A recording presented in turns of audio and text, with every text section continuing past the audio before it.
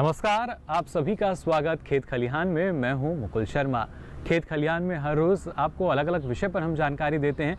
तो चलिए सबसे पहले आज जिस पर आपको हम जानकारी देंगे उसके बारे में आपको बता देते हैं। आज खासतौर से हम बात करेंगे बाजरे की खेती के बारे में और साथ ही आपको बताएंगे बरसात के मौसम में भंडारण में आप अनाज को कैसे सुरक्षित रख सकते हैं जिससे वो नमी से बचा रहे। तो चलिए बिना देरी के शुरुआत करते हैं कार्यक्रम की। किसान बहनों भाइयों, खरीफ सीजन से पहले अक्सर हम देखते हैं हमें मोटे अनाजों में जो बाजरे की फसल है वो खेतों में खड़ी नज़र आती है। लेकिन किस तरीके से अच्छी उपज आपको लेनी है, इसके लिए ज़रूरी यही है कि आपको उसकी अच्छी किस्में जो हों उनकी जानकारी हो और ख़ासतौर से क्षेत्र विशेष किस्में, क्योंकि अलग अलग जलवायु में जिस तरीके से जो किसान बाजरे की पैदावार लेते हैं उसके अनुसार आपके क्षेत्र में कौन सी ऐसी किस्म है जो अच्छी उपज दे सकती है उसकी जानकारी होना भी बेहद ज़रूरी है। तो आइए चलिए आपको बताते हैं किस तरीके से आप कर सकते हैं बाजरे की खेती और इस दौरान किन किन बातों का ख्याल रखना होगा और सबसे महत्वपूर्ण उसकी किस्म कौन सी किस्म होनी चाहिए जिसके बाद अच्छा उत्पादन आपको मिल सके। आइए सारी जानकारी के लिए नज़र डालते हैं इस रिपोर्ट पर।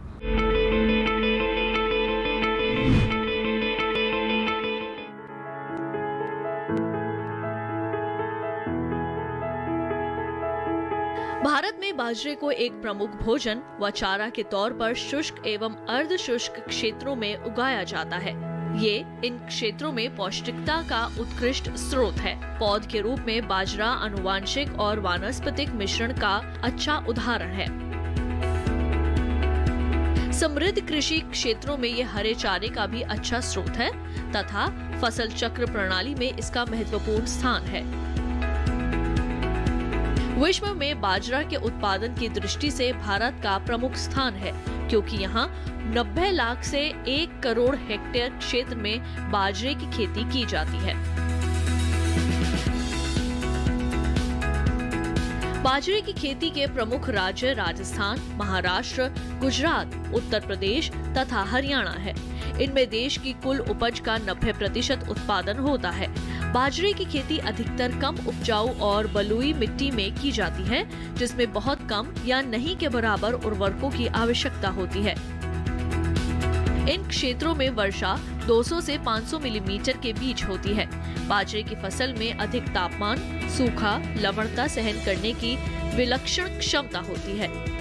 इसी वजह से इसको भिन्न भिन्न कृषि पारिस्थितिकी क्षेत्रों में उगाने की संभावनाएं बढ़ जाती हैं। बाजरे की खरीफ की बुवाई जून से अक्टूबर में की जाती है।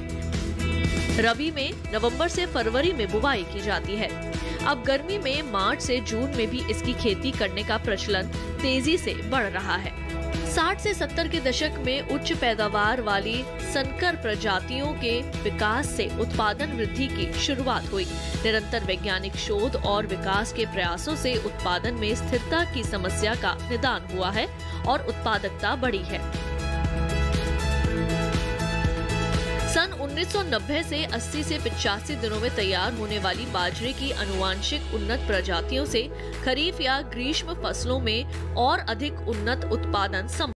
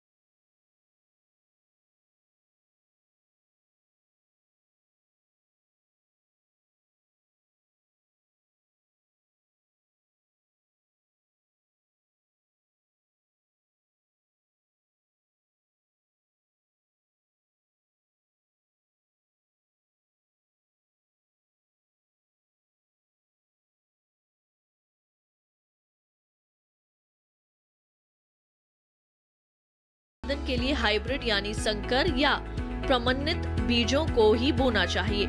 जैविक खाद के प्रयोग की भी सिफारिश की जाती है। बुआई से ठीक पहले बीजों को एज़ोक्टोबैक्टर क्रोक्रोकम से उपचारित करने से अच्छे परिणाम मिलते हैं। बुआई 45 से 60 सेंटीमीटर दूरी की लाइनों में की जानी चाहिए और पौधे से पौधे की दूरी 12 से 15 सेंटीमीटर होनी चाहिए। बुआई के 15 से 20 दिनों बाद पौधों की छटाई यानी थिनिंग करनी चाहिए। यदि जमाव ठीक नहीं होता तो पौध रोपाई इस प्रकार करनी चाहिए कि प्रति हेक्टेयर 1,75,000 से 1,90,000 पौधे विद्यमान रहें। रोपाई वर्षा वाले दिनों में की जानी चाहिए। प्रभावी खरपतवार के नियंत्रण के लिए बुआई के 20 से 25 दिनों बाद निराई गुड़ाई करनी चाहिए। अच्छी उपज के लिए आवश्यक है खेत को खरपतवार से मुक्त रखा जाए। इन्हें हाथ से अथवा मशीन से निराई व गुड़ाई करके हटाया जाता है।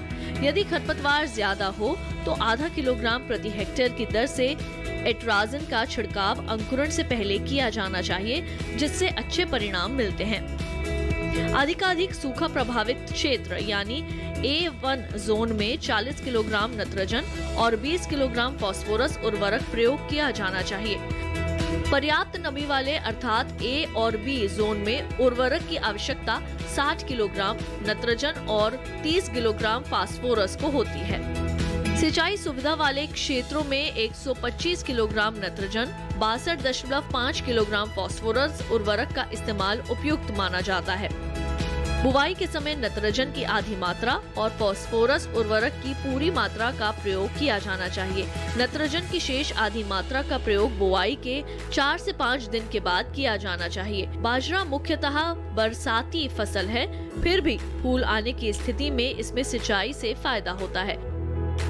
बरसात होने की स्थिति में सिंचित क्षेत्र में 3 से 4 सिंचाई करने का सुझाव भी दिया जाता है। यद्यपि परंपरागत तरीके में बाजरा को तिलहन और दलहन फसलों के साथ बोया जाता है, फिर भी नई संकर यानी हाइब्रिड किस्मों की उपलब्धता से अब अकेले बाजरे की खेती करने का प्रचलन होने लगा है। बाजरे की फसल में मुख्यतः 3 रोगों का प्रकोप होता है।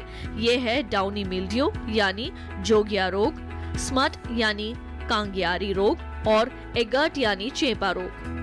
अनुकूल मौसम की स्थितियों में इन रोगों से 10 से 40% उत्पादन की हानि हो जाती है। इसलिए आवश्यक यही है कि सही समय पर इसकी पहचान की जाए ताकि रोग प्रबंधन की उचित प्रक्रिया अपनाई जा सके।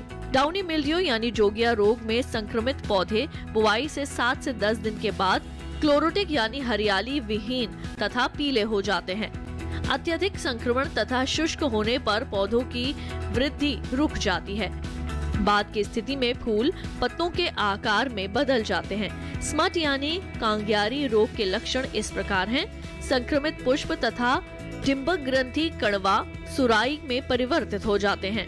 ये सोराही गहरे हरे रंग की होती है तथा सामान्य दाने से 2-3 गुना ज्यादा बड़ी होती है। बाद में मौसम में सोराही काली होने लगती है। सोराही कलाई चूर्णिमा से भरी होती है जो टूट जाती है तथा रोगों को बनाए रखने में सहायक होती है। प्रभावी रोग प्रबंधन के लिए परामर्श इस प्रकार है: मई जून में गहरी जुताई, रोग रोधी हाइब्रिड किस्मों की खेती, खेतों से रोगग्रस्त पौधों को निकालना, आसपास के खेतों से घास हटाना, एगर्ट के संक्रमित पौधों को फसल काटने से पहले हटाना, बाजरे की फसल को चिड़ियों से बचाने के लिए चिड़ियों के बैठने की जगह को हटा देना, बिजुगा का प्रयोग करना चाहिए या फिर अन्य तरीकों से काम लेना चाहिए। बुआई के 70 से 80 दिनों के बाद फसल पक जाती है। फसल की कटाई सिट्टों को हटाकर या पहले पौधों को काटकर फिर उनसे सिट्टे काटकर की जाती है। कटी हुई फसल को एवं सिट्टों को धूप में सुखाने के लिए ढेर बना दिया जाता है। सिट्टों के दाने हाथ या थ्रेशर द्वारा अलग किए जाते हैं। फिर दानों को सुखाकर साफ करके पॉलिथीन या जूट की थैलियों या बोरियों में भर दिया जाता है। उन्नत विधियों को अपनाने से सिंचाई वाले क्षेत्र में बाजरे की पैदावार प्रति हेक्टेयर 30 से 35 क्विंटल दाने और 100 क्विंटल कड़वी ली जाती है, जबकि असिंचित क्षेत्र में ये उपज 12 से 15 क्विंटल दाने और 60 से 70 क्विंटल कड़वी ली जाती है। कृषि अनुसंधान संस्थानों के वैज्ञानिकों ने उच्च उत्पादकता वाले रोग रोधक बाजरे की किस्मों का विकास हुआ है।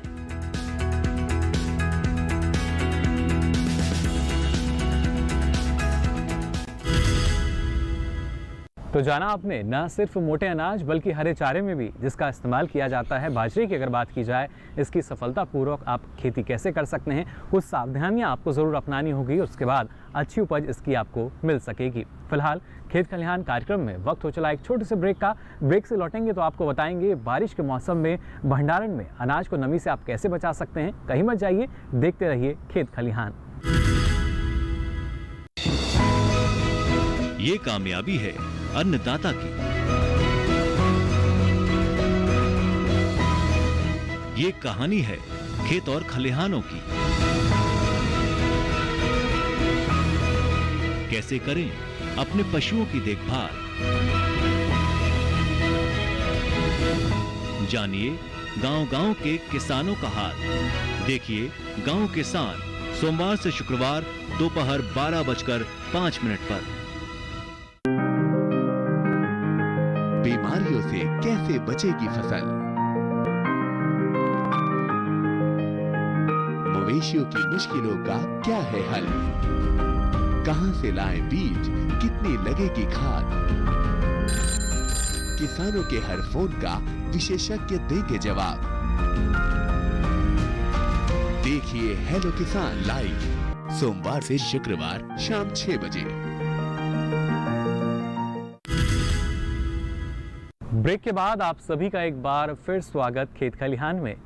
खासतौर से बारिश के मौसम की बात की जाए तो इस दौरान भंडारण गृह में जो अनाज हमारा होता है उससे ज़रूरत होती है नमी से बचाने की, और इसके लिए कई तरह के ऐसे कदम हैं जिनको आप उठाएंगे या सावधानी बरतेंगे तो आपका जो अनाज है वो नमी से सुरक्षित रहेगा। इस बारे में और अधिक जानकारी के लिए हमारे सहयोगी ने बात की कृषि विशेषज्ञ से। तो आइए आप भी देखिए किस तरीके से आप भंडार गृह में जो अनाज है उसको बचा सकते हैं नमी से। भंडारण पर अधिक जानकारी देने के लिए हमारे साथ मौजूद है संदीप कुमार लाल, जो कि प्रधान वैज्ञानिक है बीज विज्ञान संभाग पूसा नई दिल्ली में। बहुत बहुत स्वागत है संदीप जी आपका। धन्यवाद। तो जैसा कि हमने आज कार्यक्रम का विषय शुरुआत में अपने दर्शकों को बताया कि आज हम बताएंगे कि अन्न भंडारण कैसे करें, क्योंकि हम जानते हैं मानसून आ चुका है, पूरे देश में बारिश हो रही है और ऐसे में नमी का खतरा रहता है। तो ये बताइए कि हमारे किसान किन बातों का इस समय विशेष तौर पर ध्यान रखें। किसान भाई अपने स्तर पर एक तो भंडार गृह या किसी पात्र में, या ये जो मेटल बिन हो या धातु की बिन हो या फूसा बिन, इस तरह के स्ट्रक्चर में अपना अन्न भंडारण कर सकते हैं। इसके लिए सबसे पहली बात ध्यान देने योग्य ये है कि जो भी भंडारण करें उसका वातावरण शुष्क एवं ठंडा हो, और उसके साथ साथ आप भंडार गृह की या पात्र की पहले से सफाई करें ताकि उसमें पहले का कोई बीज ना हो या पहले के कोई कीट ना हो, अन्यथा वो आपके नए अनाज को क्षतिग्रस्त पहुंचा सकते हैं। और इसके साथ साथ अनाज में नमी की मात्रा 8 से 10% होनी चाहिए। अगर आप बोरों का इस्तेमाल कर रहे हैं तो बोरों का इस्तेमाल करने से पहले देख लें कि पुराने बोरे ना हों, और अगर पुराने बोरे इस्तेमाल कर भी रहे हैं तो उसको मेलाथियन या गर्म पानी में 15 मिनट रखें और उसके बाद निकाल कर सुखा लें, उसके बाद ही उसमें अन्न का भंडारण करें। उसके साथ साथ ये भी ध्यान देने वाला है कि जब आप समय समय पर अपने भंडार गृह की या पात्र की मॉनिटरिंग करते हैं, जिससे उसमें कीड़े लगने का प्रकोप का पता चल सके और आप उचित समाधान कर सकें। जी संदीप जी, जैसा कि आपने बताया कि किसान अपने स्तर पर चाहे वो धातु की टंकियां हों या फिर इसके अलावा बोरों में भी वो भंडारण करते हैं, कई बार वो कमरों में भी गेहूं चना जो रबी की फसलें हैं जो अनाज हैं उनका भंडारण करते हैं। तो हमें ये बताएं कि चाहे वो पूसा बिन की बात हो, मेटल बिन की बात हो, या फिर जो स्ट्रक्चर्स होते हैं, जो सीमेंटेड जो बिन बनाए जाते हैं, उनमें किसानों को किन बातों का ध्यान रखना चाहिए, अलग अलग बताएं। जैसा कि आपने कहा कि धातु की टंकियाँ भी किसान अपने स्तर पर इस्तेमाल कर सकता है, लेकिन उसमें अन्न भंडारण करते समय ये ध्यान रखा जाए कि उसके जो अन्न भंडारण की क्षमता उसको पूरा ना भरें, उसमें थोड़ा सा गैप देकर भरें ताकि उसमें हवा पास होती रहे। अन्यथा क्या होता है, जब हीट ट्रैप जोन बन जाते हैं जिसकी वजह से अनाज में, और अनाज जो है एक जीवित इकाई है, उसमें श्वसन की क्रिया होती है जिससे हीट ट्रैप हो जाती है, और हीट ट्रैप होने से उसमें फफूंद या कीड़े लगने का प्रकोप अधिक बढ़ जाता है। और जहाँ तक पूसा बिन की बात है, पूसा बिन एक ऐसा भंडारण पात्र है जिसमें हम ईंटों और मिट्टी के बीच में एक पॉलीथीन की शीट डाल देते हैं, जिससे वो वायुरोधी हो जाता है। उसके साथ साथ वो ठंडा भी रहता है, जिसकी वजह से उसमें कीड़े लगने का प्रकोप कम रहता है। और जहाँ तक बड़े भंडार गृह की बात है, उसमें हमें ध्यान देने की बात है कि उसका शुष्क और ठंडा वातावरण रहे, उसके साथ साथ भंडारण गृह की सफाई साफ़ सुथरा रहे और उसकी सफाई ठीक नियमित प्रकार से हो, और उसमें जो भी चूहे की दरारें हैं उनको हम कांच और मिट्टी से भर दें, और उसके साथ साथ जो भी छिद्र हैं दीवारों में या फर्श में उनको भी भर देना चाहिए, जिससे किसी भी तरह से कीट का प्रकोप ना हो सके। जी बिल्कुल, तो आपने बताया कि जो अलग अलग तरीके से हमारे किसान भंडारण करते हैं उसमें कौन सी सावधानियां उन्हें बरतनी चाहिए। अब हमें डॉक्टर साहब ये बताएं कि आमतौर पर किस तरह के कीट लगते हैं इस मौसम में। चना है, गेहूं है, इसके अलावा मूंग है जो कि किसानों ने जिसका भंडारण किया होगा, तो इन कीटों की पहचान कैसे करें और इनका किस तरीके से विपरीत असर पड़ता है अनाज पर? जैसे कि नुकसान की बात है, एक भारत सरकार के एक सर्वेक्षण के अनुसार हमने ये पाया कि जो कटाई के बाद किसान के स्तर पर उसका 10% अनाज क्षतिग्रस्त हो जाता है, और उसमें मुख्य कारण कीट का है। तो ये जो कीट होते हैं 2 प्रकार के होते हैं। एक प्राइमरी कीट होते हैं जिन्हें प्राथमिक कीट कहते हैं, जिसमें खपरा बीटल है और उसके साथ साथ सुरसुरी है, और दूसरे होते हैं सेकेंडरी कीट जो गौड़ भक्षी कीट होते हैं, जो कि जिसमें एक आपका अनाज का पतंगा है और आटे का कीट है, और ये एक दाल का ढोरा होता है जो केवल दलहन फसलों में लगता है, जो कि एक प्राथमिक कीट है। और इसके पहचान किसान अपने स्तर पर एक तो इसके लिए ट्रैप्स होते हैं जो कीट को ट्रैप कर लेते हैं, और दूसरा ग्रेन प्रोब, जिनसे किसान पता लगा सकता है कि उसका अनाज पर कीट का प्रकोप हो रहा है या नहीं हो रहा। जी डॉक्टर संदीप, अभी आपने बताया कि किसान कैसे पहचाने और ये कैसे जाने कि कितना प्रकोप कीटों का हो रहा है। आगे मैं आपसे ये जानना चाहूँगी कि कई बार हमारे किसान जो है अपने घरेलू स्तर पर जो जाना सुना है उसके हिसाब से प्रयत्न करते हैं, जैसे नीम के पत्ते डालना, इसके अलावा माचिस की तिलियाँ डालना, और कुछ इस तरह के तरीके वो अपनाते हैं। तो ये बताइए कि ये कितनी सही प्रैक्टिस है, कितना सही तरीका है, और इसमें हमारे किसानों को क्या बदलाव करने की ज़रूरत है? ये सब जो आपने बताया ये सब परंपरागत तरीके हैं जो किसान शुरू से अपनाता आ रहा है। और जैसे कि माचिस की बात है या नीम के पत्तों की बात है, तो इन सब का कीटों के प्रभाव पड़ता है और कीटों की संख्या कम होती है। और उसके साथ साथ जैसे कि आप गंधक के प्रदुमन से भी कीट को भगा सकते हैं। लेकिन जो आज के जो साइंटिफिक रिसर्च या शोध कार्य के बाद ये पता चला है कि नए केमिकल आ गए हैं और जिनके उपयोग से किसान कीटों की संख्या काफ़ी स्तर तक कम कर सकता है। तो उसमें एक तो आपका एल्यूमिनियम फॉस्फाइड है जिसका हम फ्यूमिगेशन करते हैं, प्रदुमन करते हैं। तो इसके लिए हमारा 2 से 3 गोली 3 ग्राम की हम 1 टन अनाज के लिए यूज़ कर सकते हैं, या फिर 1.5 से 2 गोली 1 क्यूबिक मीटर अनाज के लिए हम इसका प्रयोग कर सकते हैं। और उसके साथ साथ ये है कि जैसे मेलाथियान है, DDVP है या डेल्टा मेथिलीन है, ये सब ऐसे रसायन हैं जिससे आप कीड़ों का प्रकोप कम कर सकते हैं और कीड़ों को मार सकते हैं, ताकि उनकी संख्या गोडाउन में ना भंडारण गृह में ना बढ़े और उससे अनाज का क्षति कम हो। जी बिल्कुल डॉक्टर संदीप, जैसे कि आपने बताया कि पारंपरिक तरीके से तो किसान जो अपना अनाज है उसकी सुरक्षा करते ही रहे हैं, लेकिन अब जो नए तरीके हैं, नई दवाएं हैं, उनका भी इस्तेमाल किसान कर सकते हैं ताकि ज़्यादा उन्हें फ़ायदा हो। अब मैं आपसे जानना चाहूँगी कि भंडारण को लेकर के क्या सरकार की कोई योजना है, कोई स्कीम है, क्या किसानों को सब्सिडी वगैरह मिल सकती है? इसके बारे में जानकारी दें। इस विषय में मैं किसान भाइयों को बताना चाहूँगा कि एक तो हमारा कृषि एवं किसान कल्याण मंत्रालय है, जिसके तहत सीड विलेज कॉन्सेप्ट यानी कि बीज गांव योजना के तहत किसानों को अपने स्तर पर सरकार 25 से 33% सब्सिडी देती है और वित्तीय सहायता देती है। तो जैसे आप कोई भी 10 या 20 कुंटल की भंडारण पात्र खरीदते हैं तो उसके लिए सरकार आपको 2 से 3 हज़ार तक की वित्तीय सहायता देती है।